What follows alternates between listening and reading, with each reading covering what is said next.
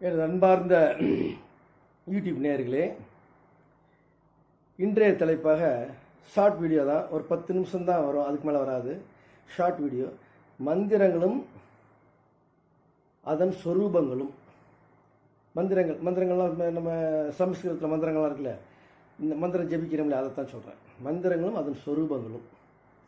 மந்திரங்கள் எல்லாமே ஒளி, சவுண்டு அப்படின்னு தெரியும். இந்த சவுண்டுங்கும் பொழுது அந்த சவுண்டை நம்ம என்ன பண்ணுறாங்க, அந்த காலத்தில் வேதங்கள்லாம் சுருதி காது வழியாகவே கேட்டு கேட்டு தான் வந்தது, எழுத்து வடிவத்தில் கொண்டு வரல. எல்லாமே செவி வழியாகவே கடத்தி கொண்டு வரப்பட்டது தான். குரு சிஷ்யனுக்கு காதில் சொல்லுவார், கேட்டு சிரவணம் தான், சிரவணமாக தான் இருந்து, ஓலைச்சுவடியில் கிடையாது. வேதம் அப்படி தான் வந்தது. பிற்காலத்தில் அதை ஓலைச்சுவடியில் அதை ஒரு எழுத்து வடிவம், வரி வடிவம் கொடுத்தார்கள். இந்த வரி வடிவங்கிறது எவ்வளவு பெரிய மிஸ்டேக்குங்கிறது உங்களுக்கு புரியும். வரி வடிவத்தில் எந்த ஒரு சவுண்டையும் சரியாக சொல்ல முடியாதுங்க. மொழின்னா நம்ம பேசுகிறோம், நேருக்கு நேர் சவுண்டு காதால் கேட்குறோம். ஆனால் எழுத்து வடிவத்தில் கொண்டு வரும்போது அதனுடைய உண்மையான சொரூபம் மாறிவிடும். இதுதான் இந்த இந்த யூடியூபோட சாராம்சம். எப்படின்னு பார்ப்போமா? ஏன்னா சிறு வீடியோவை போடுறதுனால ஷார்ட்டாகவே முடிக்கிறேன். சீக்கிரமாக புரிஞ்சிக்க முடியுமான்னு பாருங்கள்.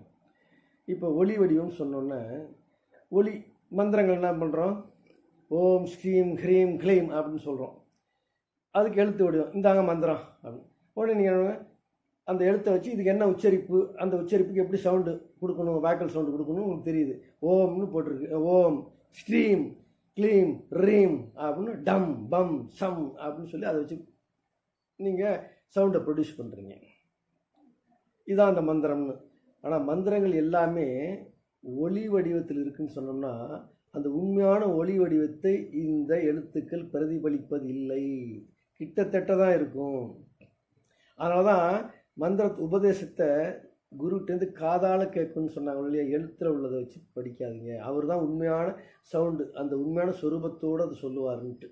உதாரணத்துக்கு சொல்லுங்கள், எல்லா சத்தத்தையும் எழுத்தில் கொண்டு வர முடியுமா? இப்போ இடி இடிக்குது, எப்படி சொல்கிறோம், டமார்னு இடிச்சுதுன்னு. டமார்னா இடிச்சுது, இடி சவுண்டு கேட்டுருங்க. டமார், டமாருக்கும் இடி சத்தத்துக்கு நான் இப்போ டமார்னு எழுதி கொடுத்துட்டேன். இதை உச்சரியான்னு சொல்கிறேன், நீங்கள் உச்சரிங்க. டமார் என்று இடி இடித்தது. டமார்னு இடிக்குதா? இல்லை. அப்புறம் அந்த காலத்தில் நாவலில் பார்த்தா, டுமில் டுமில் என்று துப்பாக்கியால் சுட்டான். டுமில் டுமில் நான் தோட்டா சுடும்போது சுடுது, தொட்டா துப்பாக்கி அடிச்சோன்னா டப் அப்படின்னு வெடிக்குது. டப்புன்னா வெடிக்குது சொல்லுங்கள். அந்த சத்தத்தை நீங்கள் வரி வடிவம் கொடுக்கவே முடியாது. உதாரணத்துக்கு உங்கள் இருதயத்தை எடுத்துக்கங்க. இருதயத்தை எடுக்கும்போது ஒரு சின்ன ஒரு குழு கொடுக்குறேன். நீங்கள் படுக்கும் பொழுது இடது பக்கம் சாஞ்சி படுத்துக்குங்க. படுத்துட்டு ஒரு தலைவாணியை எடுத்து இப்படி தலைவாணி வச்சு படுத்துருப்பீங்க. இப்படி வைக்கும்போது இந்த காதை, இடது காதை இப்படி மடக்கி இந்த தலைவாணியில் வச்சு அழுத்தி படுங்க. ஒரு கழிச்சு இந்த இப்படி அழுத்தி படுக்கும்போது சைடில் இந்த கேப்பெல்லாம் நல்லா அடைச்சிருக்கணும். இந்த பஞ்சு இப்படி இந்த காதை இப்படி மடக்கி இப்படி வச்சு அழுத்தி, தலை அழுத்தி ஒரு கழிச்சு, இடது பக்கம் ஒரு கழிச்சு படுத்துட்டு அமைதியான இடத்துல படுத்துக்கிட்டு உத்து கவனிங்க. உங்களுடைய இருதயத்தின் ஒலியை நீங்கள் ஸ்டெதாஸ்கோப் இல்லாமலே கேட்க முடியும். அப்போ கேட்கும்போது இருதயத்தின் ஒலி எப்படி இருக்குது? லப் டப் லப் டப், லப் டப்புனா இருக்குது. நீ காதில் வச்சு கேளுங்க இந்த இருதயத்தை, இல்லை ஸ்டெதாஸ்கோப் உள்ளவங்க வச்சு கேளுங்க, லப் டப்புன்னு கிட்டத்தட்ட அது மாதிரி சொல்கிறோம். அவ்வளோதான். அந்த ஒரு வார்த்தையை வச்சு அந்த சத்தத்தை நீங்கள் ஏற்கனவே கேட்டிருக்கிறத தொட்டு லப் டப்புன்னு சொன்னால் அந்த சத்தம்னு உங்களால் ஐடென்டிஃபை பண்ண முடியுது, புரிஞ்சிக்க முடியுது. அவ்வளோதான். டமார் என்று இடி இடித்தது என்று சொன்னால், இடியை நீங்கள் ஏற்கனவே சத்தத்தை கேட்டிருக்கீங்க, அதனால் டமார் அதை புரிஞ்சுக்கிறீங்க. அது மாதிரி இப்போ ரயில் ஓடுது, அந்த காலத்தில் நீராவி ரயில் எப்படி போகணுன்னாக்க மிமிக்ரி சேரனை கேட்டான்னா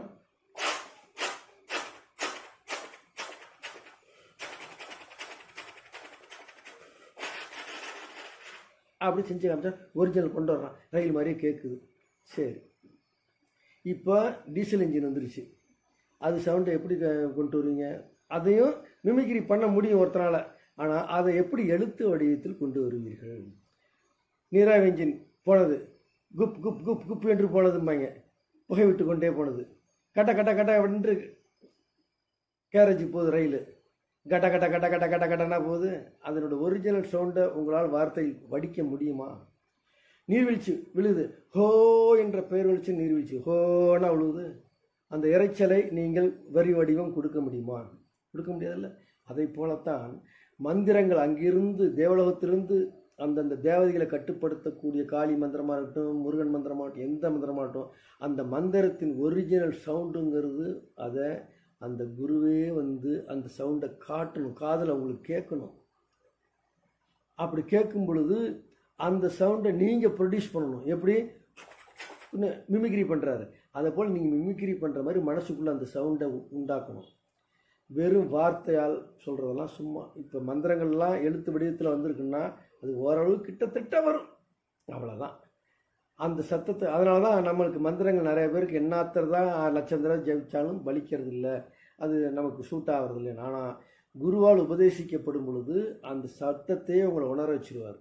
சத்தத்தையே உணர வச்சோடனே இந்த மந்திரத்தை எழுத்து வடிவம் கொடுத்தா எப்படி டமார்னு சொன்னால் இடி சத்தம் உங்களால் உணர முடியுது. லப்டப்னா இருதயத்தினுடைய சத்தத்தை கேட்டிருக்கவங்களுக்கு டாக்டர்கள் தெரியும். லப்டப்னா அந்த இருதய சத்தத்தை ஒரிஜினலாக கேட்பாங்க. ரயில் சத்தத்தை கேட்டவங்க கட்ட கட்ட கட்ட வேண்டிய ரயில் ஓடினா அந்த ரயில் சத்தம். நீர்வீழ்ச்சி ஓன்னு பக்கத்தில் நீர்வீழ்ச்சி விழுகிற சத்தத்தை கேட்டாங்கன்னா ஓ என்று ஓ ஓட்ட விழுது.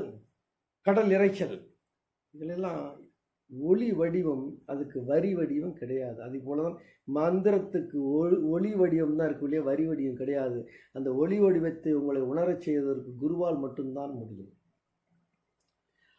கிட்டத்தட்ட அதுக்கு உண்டான இது அந்த அதை உணர்ந்ததுக்கப்புறம் இந்த ஜபங்கள் வரணும். அப்படி இல்லாமல் நாம ஜபங்கள்,